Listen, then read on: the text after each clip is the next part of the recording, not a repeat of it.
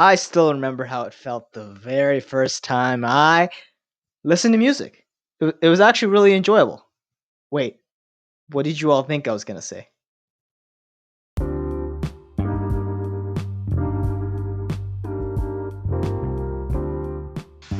What's going on, everyone? I hope you're all having a great week, and welcome to another episode of The Cusp.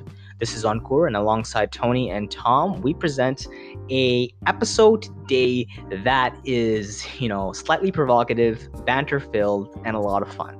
We're talking about music, and we dive into how music has shaped our childhoods, what genres we were initially attracted to, and how that's changed. Some of the trends in music listening, such as, when we were kids in the late 90s and early 2000s, it was all CDs, it was LimeWire and Napster. But nowadays, we have Spotify and Apple Music. And so how has that changed the average listener's relationship to music? We dive into things like playlists and albums, and we even talk about how social media has changed the music listening atmosphere.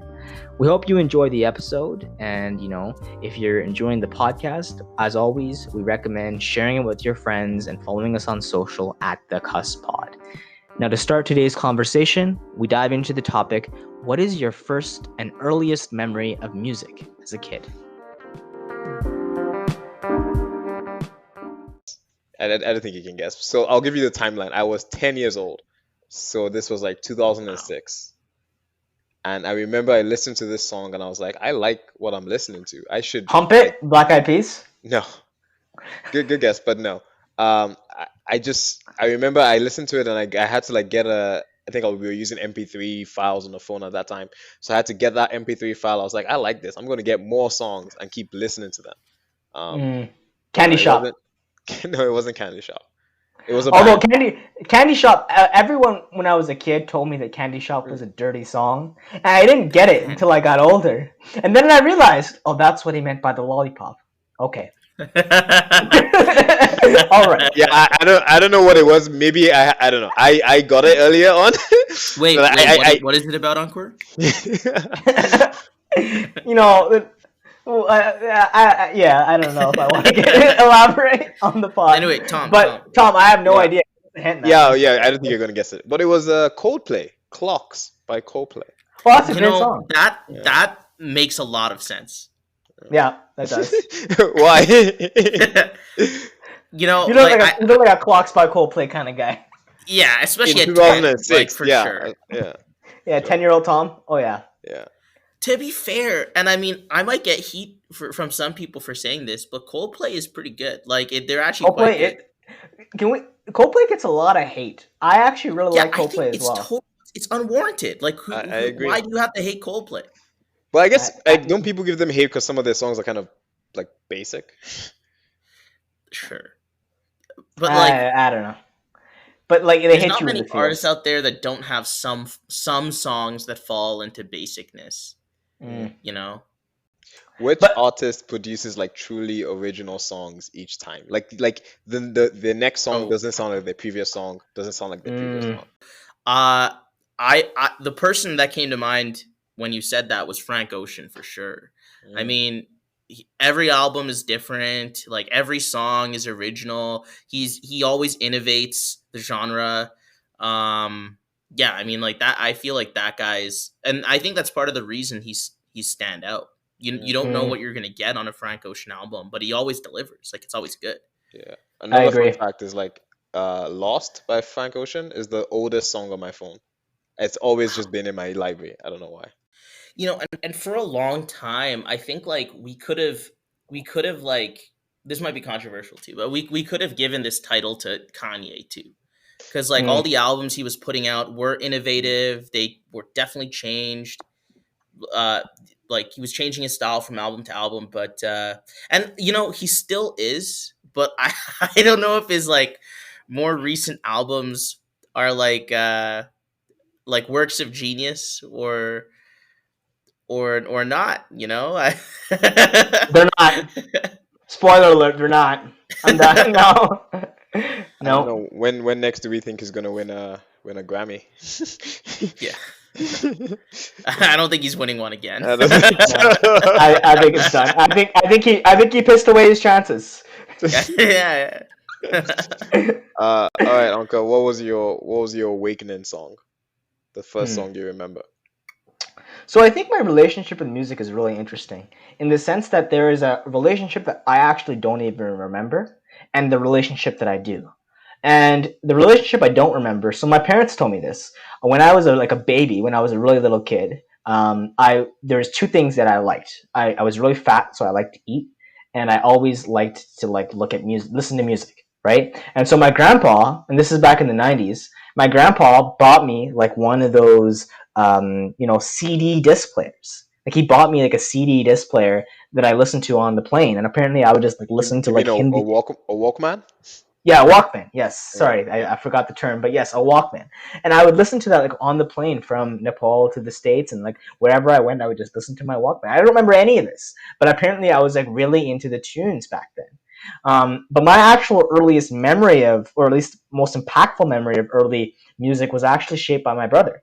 Because when we were in Toronto, this is so context. When I first moved to Canada, I lived in Toronto. We lived in Thorncliffe Park, super like immigrant heavy neighborhood. My brother was hanging around some peeps who really got him into hip hop, and this was back when 50 Cent and Eminem were big. So I remember that I knew all the lyrics to "In the Club" and all the lyrics to "Lose Yourself" at like 6 years old. And my brother and I would rap along to these lyrics with each other, and we'd look at the lyric sheets. This is back before Rap Genius, and we had LimeWire music, and we would put it on like little MP3 players like that. And we had a boombox. We had a family boombox that we'd use with CDs. Like we had CDs back in the day with the Eminem show and 50 Cent.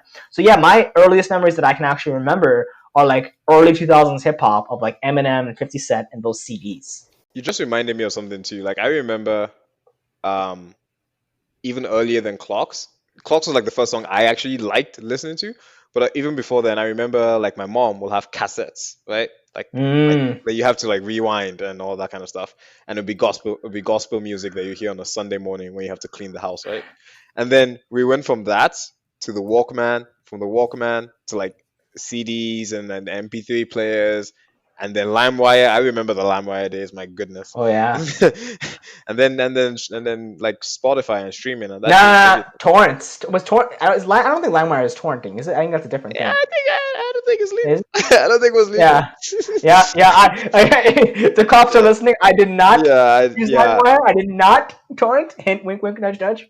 yeah. No, LimeWire was interesting. The interview used what's that one called? Napster. What was it Oh called? yeah, Napster, Yeah, like freemp3s.com, whatever it was. 3MP3 is a call for sure. 100%. Yeah. Yeah. Tony, what about you, man?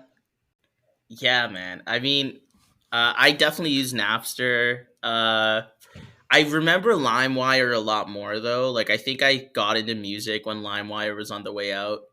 I like I distinctly remember my dad coming home when I think I was in like grade 7 with this like music player cuz he didn't want to buy me like a MP3 that's too costly, right?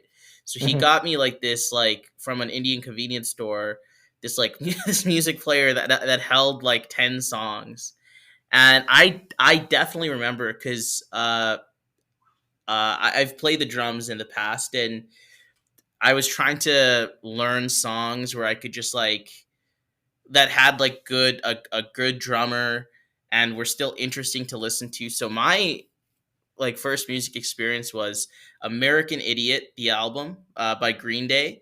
Super Nice, classic, nice. gnarly. Yeah. Oh my goodness. Yeah. Uh, and yeah, great album. And then I think like I don't think I was like on one though about Green Day. Like I'd listen to it, I'd be like, "Whoa, this is good music," but yeah, and I'm sure you've all experienced this. There is like a difference between listening to music and then achieving the point where you have like enough like cognitive ability as a kid where you're like, "Wow, this music has impacted me." Mhm. It's Mhm. Mhm. Mentally, it slaps. emotionally. Mhm. Yeah. And like you, Uncle, like I think the first time I remember two albums from it would have been like 2011 or 2012, so grade 7, grade 8, that I distinctly remember having this impact. So the first one was Recovery by Eminem. That was 2010. Um, yeah, okay, so it would have been out then for like 1 or 2 years, but I got into it and I was so angsty at the time. I was like, this guy gets me, bro. Like, but of course, like, not at all. Anyone who's heard that album will relate.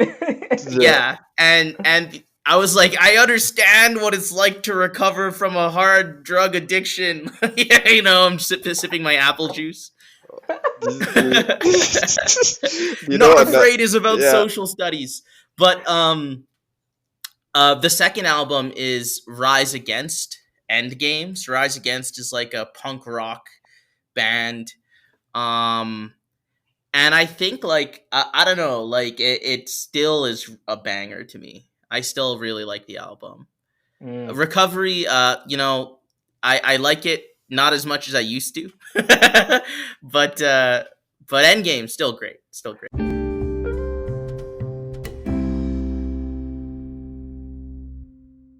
So this actually raises a good topic that I kind of want to segue to.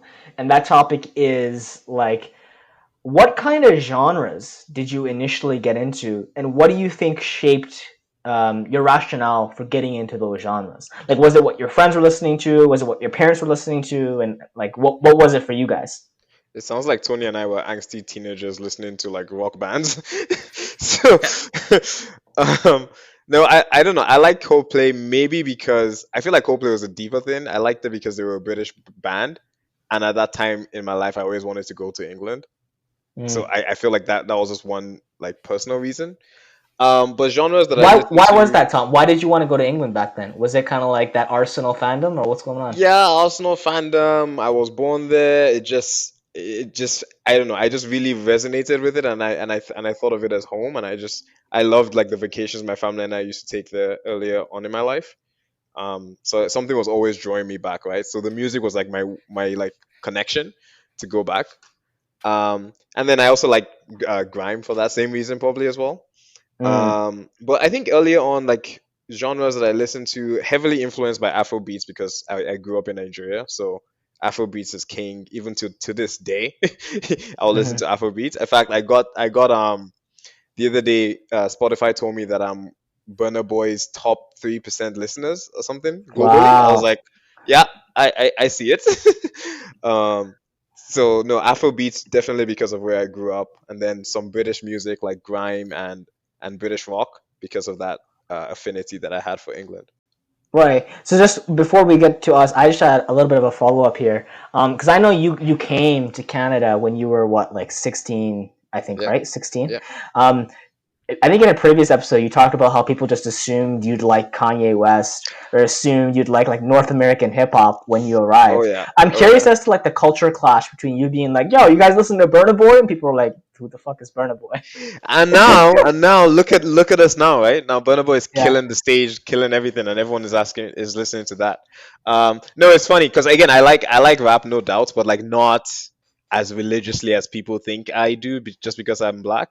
And I vividly remember the memory when I think Jay-Z's newest album came out sometime in 2014 maybe, and this white guy in my class came up to me and was like, "Hey Tom, you listen to that newest Jay-Z album?" And before I could say no, like no, he just started rapping the song in front of me, and I was like, "Dude, I don't know what you're talking about." Did he say the N-word too? Like, did he rap the N-word in front of you too, like you guys were bros? Because that would have been too much. No, yeah, no, there's definitely some dudes like that, and I'm just like, man, I like some of his songs, not all of his songs, but yeah, that still happens once in a while.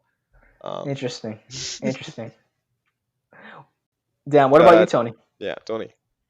Yeah, I feel like initially, sure. I mean, my social environment definitely impacted the music I was listening to, but like again, like when I got into the angsty music, I was just like more of a embracing my individuality kind of a thing.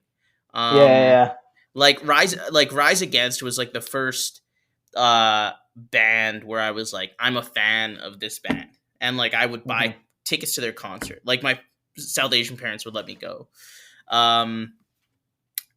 to a punk rock concert. Yeah, I mean, I think the reason like that album stood out to me was kind of because they were talking about things that I wouldn't hear on the radio, or from like my peers or even from my teachers.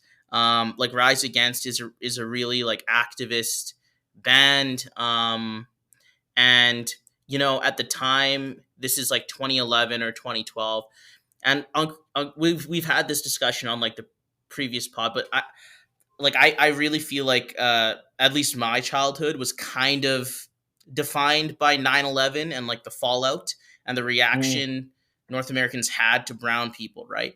And so when I was like grade 7 or grade 8 or grade 9, I was like, I'm against the wars, end the wars. Wow. And Rise Against was like a super anti-war punk rock band, like screw the establishment. Like right now, like their recent albums are about climate change. So I feel like I really resonated with that.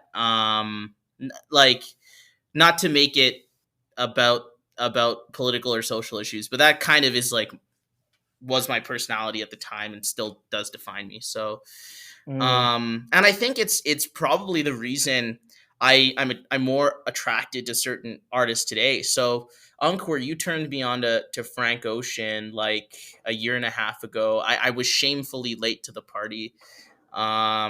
Shamefully late. A year and a half ago.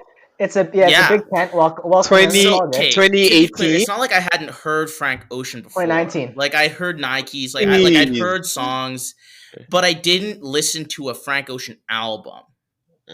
Like I hadn't sat down and like listened to Blonde, right? Like I hadn't had that experience. And then Encore was like, "Hey, yo, man, you should listen to Nostalgia Ultra," which is like, I think classic.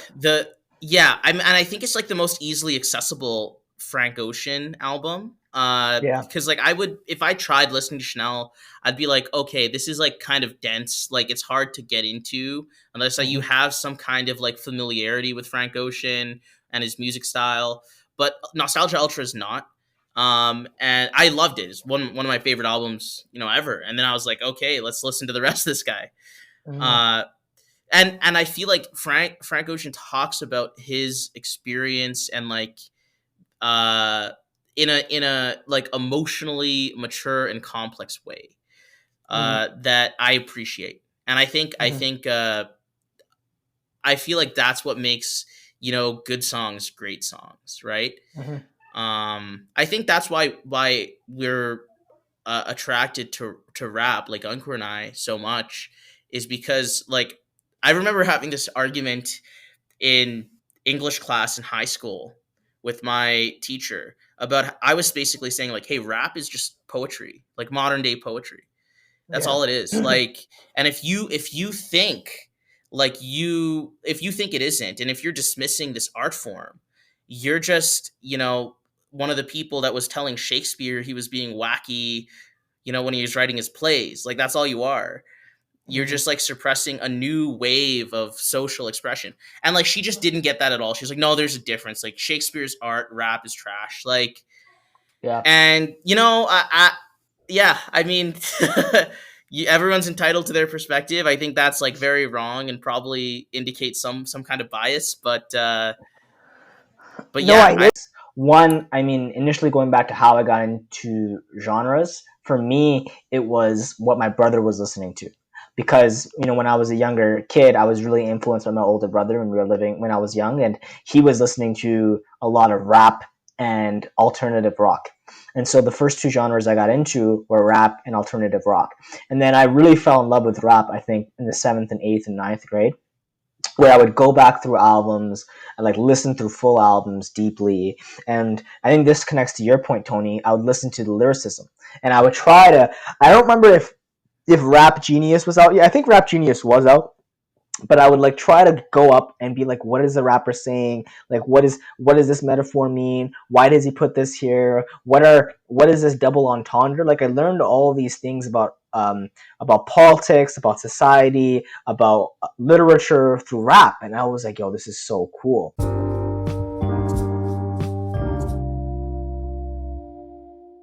But does social conscious matter in your lyrics? Like, do you specifically resonate with certain artists that have a social message? And let's just get into that. Yeah, I mean, again, I really think it depends on the genre, right? Because as I said, like Hmm. rap, rock, like for sure. I mean, the social message is why I'm listening. Hmm. EDM though, I mean, not really. Hmm. Yeah, that's fair. Well, but I think that the reason you listen to EDM is because it's like I don't have to pay full attention. I can just kind of get lost in the sauce, Hmm. right? Like I'm not trying to think. Whereas if I'm listening to like Biggie, I'm like, I need to hear this guy. He's preaching. Like Hmm. you know? So Yeah, so it really depends, right? Glitch Mob doesn't preach. You Hmm. know, they just, beep boop bop, and Yeah. then I See, hear like in the mosh pit. my So my go ahead. yeah, So go ahead. is that is My that why is that why people like mumble rappers then? That's the one I don't understand. Yeah, I so think I think so. Like it's just hype. here's my theory on it though. Like I think people compartmentalize in the sense that like so for example, I have different favorite artists for different moods, right? Like if I'm turning up, I don't want to listen to like a deep Kendrick album, right? Because that's just not the vibe that I'm in. But if I'm like, I don't know, like I'm going on a walk and I want to contemplate life or I want to get into a deep body of work, almost like a novel or a good movie, yeah, put a Kendrick album on. Let's listen to his life story. Let's try to break down what he's trying to do. Let's listen to the beats, right? But there's times when I'm like, yo, I just want to work out or I just want to party or I just want to have something that I can focus to that I can work to. And for those different things, perhaps social conscience isn't as important. But there are times when it is. So I think for me, it's very like scenario dependent. Where like there's times when I really want that. There's times when I want J. Cole. There's times when I want Kendrick. There's times when I want a more socially conscious message. And then there's times where I'm like, I want to turn that part off and just dance. And just so like I get that, but have you heard Young Thug? Like, See, but I don't. Sorry. there's something like hype about trash lyrics too. Like that's the thing, right? what does what do you even hear what he says? Okay, Like so can you I tell the feel like this song words? is a great example So of this. So I'm not actually a Life, big I'm mumble thinking rapper. of Lifestyle right now. Like that's the song in my head. Lifestyle. That's all I hear about. Like no, I don't know. here's a great example of a song that was a hit. I feel like at least personally, I got lit listening to this song. I was very hyped, but it's trash, and I don't relate to it lyrically like at all. So it's the Gucci Gang by Lil Pump. Huge Mm. song Gang, back in the Gucci day. gang, Gucci gang, Gucci So, gang. and I feel like this is a great example, right? I don't own Gucci, you know. I own Tommy Hilfiger. I wish I owned Gucci. I don't relate to the song at all. I don't get anything from its lyrics, but it's just like It's a great banger. for great for that. And I mean, we're just getting into like subgenres now, which is like a huge component of this. There's some rappers I'm gonna listen to just as like a throwaway, like, hey, I'm driving somewhere, like I'll turn this rapper on, it'll get me hype as I'm driving to this place. And there's others that are like more of a transcendent experience. That's true in Yeah. EDM, right? That Mm. so when I want to chill out, I'm listening to Tropical House. I'm not listening to Skrillex. I've never listened to Skrillex, but as an example. Yeah. No, I get it. And I think that's also you and I have had this discussion before. I think on the pod as well. It's a reflection of the maturity of a genre. So hip hop and rap as a genre has matured since its like earlier roots in the 70s and 80s, right? So we don't just have like boom bap New York style 80s rap anymore. We have a whole bunch of subgenres, and as a result, perhaps the most popular subgenre is just something that you're not going to mess with, and that's all right.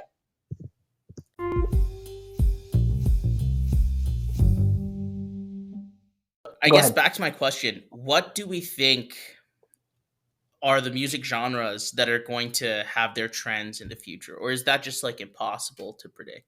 It's pretty impossible to predict, man. I wonder, like, what Yeah. do you think influences that? Like, is it the time of the like that we're living through? For example, post, um, like you were talking earlier, Tony, about how you grew up in the post 9/11 world, and that affected the kind of music you listen to, and what resonated with you. I wonder if it's like massive world events that will determine the Mm. kind of genre that like people COVID-19, like right? COVID-19. Yeah. So Yeah. maybe COVID-19 hits, people are all at home. They need something to hype them up. I don't know. Maybe TikTok songs are the things that will take over. I don't know. So Maybe. actually, that's a great point. That's kind of what I wanted to touch on. Like we're talking about what influences the popularity of music. I Yeah. think we'd be remiss if we didn't talk about the impact of social media trends and social media on music. And a great example is TikTok. If I think about all the songs of the summer, right, Mhm. there's a strong correlation between the songs that are most popular and the songs that are used in TikTok videos. A great 100%. example of that is Stunnin'. So Stunnin' is that song by Curtis Yeah. Waters. This guy puts the song out, and because it's used in all those outfit videos, it just helps the song blow up, And not right? just, yeah, it's stunning. That's a lot Even of the even like Roxanne was like a big Mhm. one. yeah, I think that blew up on TikTok. Roses, I think was yeah. another one. The Um, Don't Rush challenge as well. That song blew up. mhm. Bella Ciao. I saw a lot of TikToks of Bella Ciao. Yeah. Yeah. But I wonder, like, in fact, to your point, like, even because I use Spotify, right, and I listen to music through Discover Weekly and all of that. But the songs that I physically like search for and then save, a lot of times I've heard on Instagram at the background of a video, and I'm like, oh, I like that song. And I check the comments to see Mm. who's gonna tell me what song it is, and it's usually the first or second comment tells you what song it is, and then I download it. That has happened to me at least it happens to me at least once or twice a week.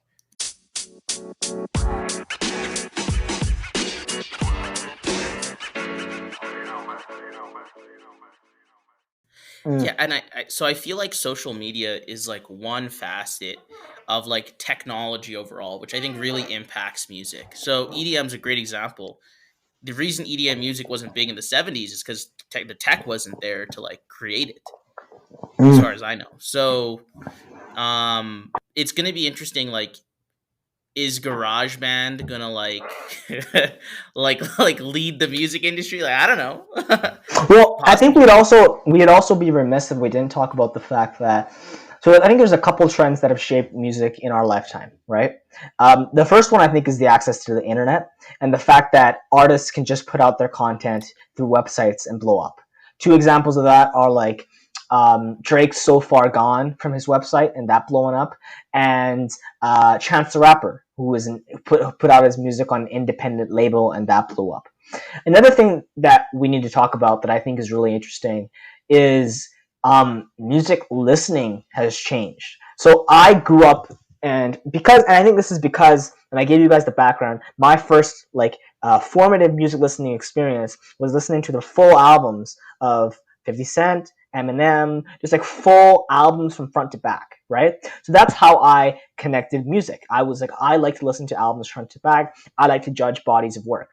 But I'll talk to a person like my sister who grew up in the Spotify era or grew up in the Apple Music era, and all the ways that they listen to music is through playlists or through Hmm. individual songs. And I guess question to you, two questions to you guys. One, have you noticed this kind of like rift as well? And two, are you more of an album person or like a playlist person, or does it kind of depend?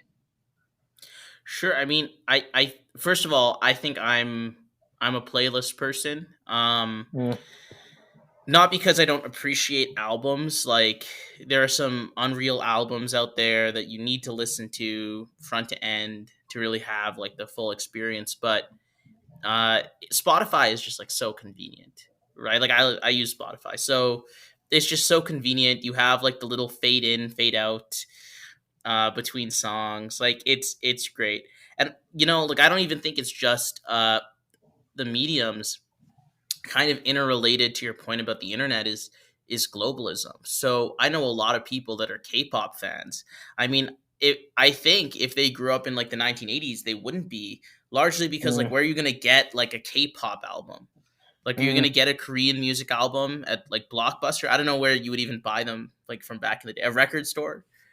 Right. So I feel like just having open access to like the world's music rather than just like what's available in your geographic area was like a huge game changer.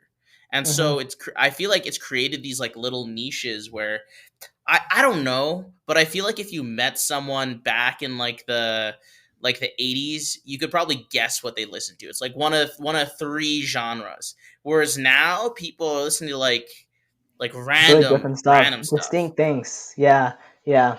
That's what I love about my Spotify as well. I love it when like I can find an independent artist that no one has ever heard of, play it while we're driving, and everyone's like, "Oh my gosh, Sean, what's this banger?" I'm like, "Yeah, you don't know. I found this person." I'm like, I'm a producer now. But no, like I checked my library recently actually, and I think I have, out of the last like 50 or so songs I downloaded, like 30 of them are from no name people I would never have listened to if it wasn't for like Mm, Spotify and Discover Weekly, right? that Um, algorithm. yeah, man, that algorithm is bomb as hell. But I like it. I genuinely listen to a lot of new people and a lot of these independent artists, and I think it's because I don't know about you guys, but I grew up with a lot of people that wanted to enter the music industry, like Really? yeah, Mm. from Tell me about this. right. I had none. I have none of this. I have like maybe Uh, two, three like I trash SoundCloud rappers from my high school, but like that's about it. So tell yeah, me. you have two or three. I know like I'm thinking when I was in grade seven, so my school was like grade seven to grade 11. I think in every grade I knew at least three or four people that wanted to be Wow. musicians. And to be Wow. fair to them, I think like 60-70% of them have kept at it. A few of them have mildly blown up, a few of them not really. But again, what I find interesting is that one time on my Discover Weekly, I was listening to this song, and it was this dude I went to high school with, Wow. and he's now Wow. an independent artist, and his song made it to my Discover Weekly. So I was like, streaming, as much as it hurts the big guys, is really allowing way more people to enter the profession, which I think is pretty This cool. is he's this is he's really like interesting. he's like browsing podcasts on Spotify. He's like, "Oh, Yeah, the cusp, interesting." yeah, no, yeah, yeah, it's letting us blow up too. Set a plug, set a plug. Yeah, But no, but but no, I, but I, like I was back I to was that point shook though. though. I was shook when that Like happened. what why do you think that is? Like what was it like? Did you go to a particular school? Like were you in like a school of like music and the arts? No, Why no, was I don't know. I don't. Maybe it's just the circles that I moved in, but literally, like, I know a ton of people that wanted to go into music. A ton of people that wanted to be rappers. Maybe it's the environment. Maybe it's like some people thought that's the best way to make success in Nigeria. I don't know. Maybe it's not easy to like get a go to university, get a good job, and all of that. People just saw this as a quick way to become successful. I don't know. It could be a interesting? culture thing. Interesting.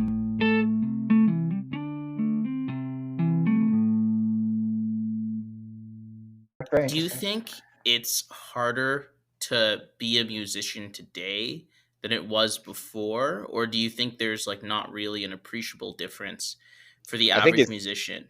I feel like okay. Maybe some people might hate me for this, but I feel like it's easier, right? Like you need to get a laptop, download GarageBand or Auto Tunes, and before you know it, you can publish a song in like the same day. You don't have to Yeah. find a label. You Okay, don't have to well, find a I producer.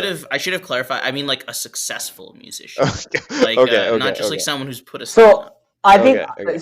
I think it's both. Like I think okay.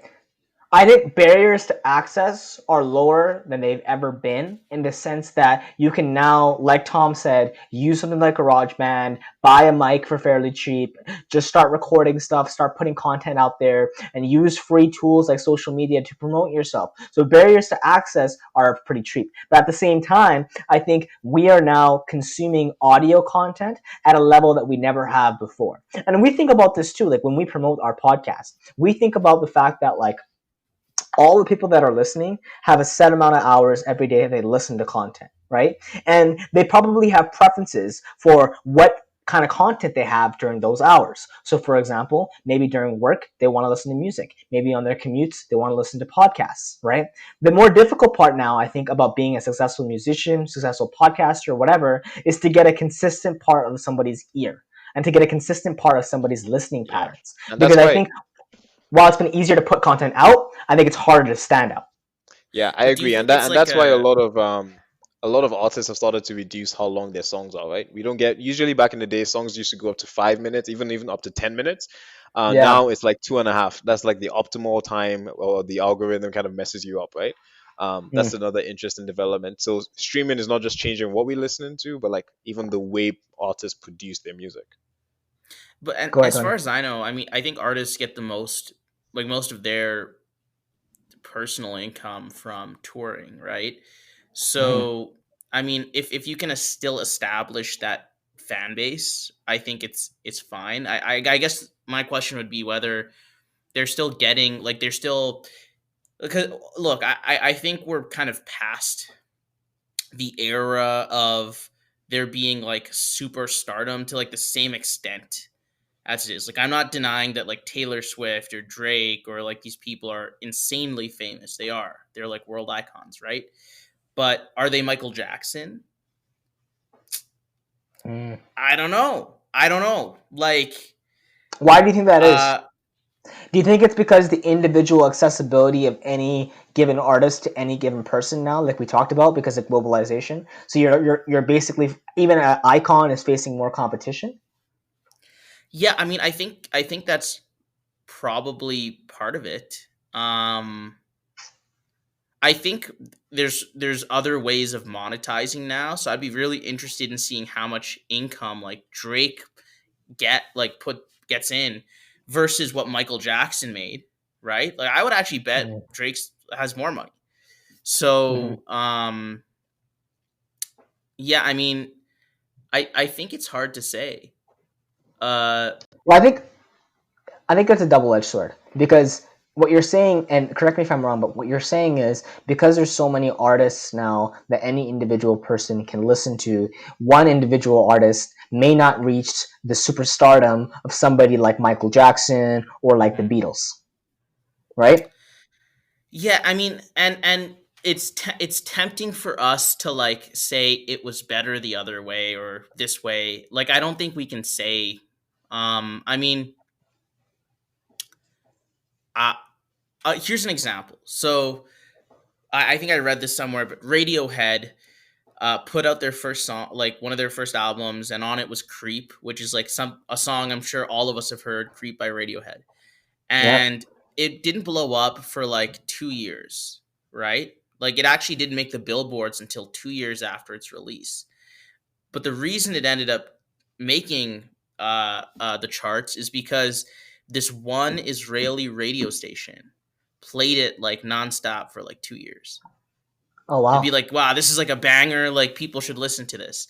And then like people would come to Israel and be like, wow, this is a great song on like my taxi's radio. What is this song? And then they'd take it back to their home country, and then it blew up like 2 years later. And so you look at that story and you're like, that wouldn't happen today. So that's kind of sad, right? Like that almost certainly wouldn't happen today. But then like you look at Dance Monkey, is that the song? Dance Monkey.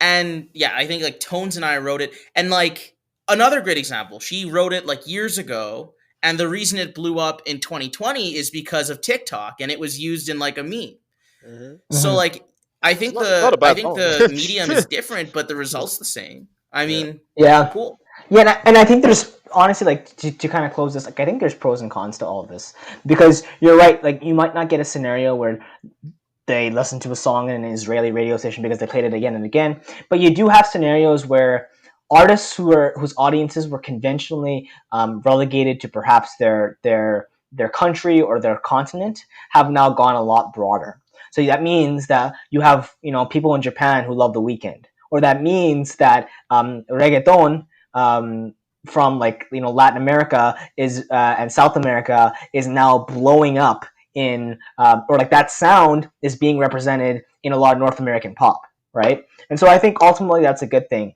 Don't forget Afrobeats and Burna Boy killing the stage. Right? Exactly, because I think it just leads to more dynamic and fluid music.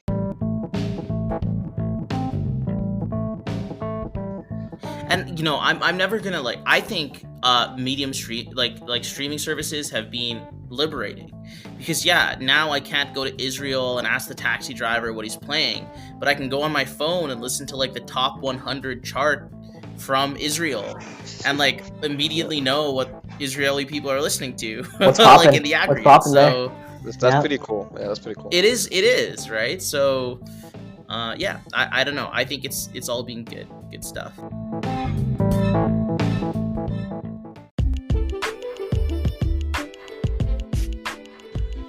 All right, folks, that's it for today. Thank you so much for listening. If you're liking what you're hearing, We'd love it if you could share the podcast with your friends, share it on whatever listening platform you're using, and follow us on social. If you're not already following us, we are at The Cusp Pod on Instagram, Twitter, Facebook, and YouTube. We try to publish all the episodes on YouTube as well. Now, we know it's been a while between the last episode and this episode, but the reason why we've had this long gap is honestly because we have been cooking up content. So expect the next couple of weeks to be really busy in terms of us releasing content. We have lots of cool episodes to put out, including some guest interviews that we think are going to be really interesting for you to listen to.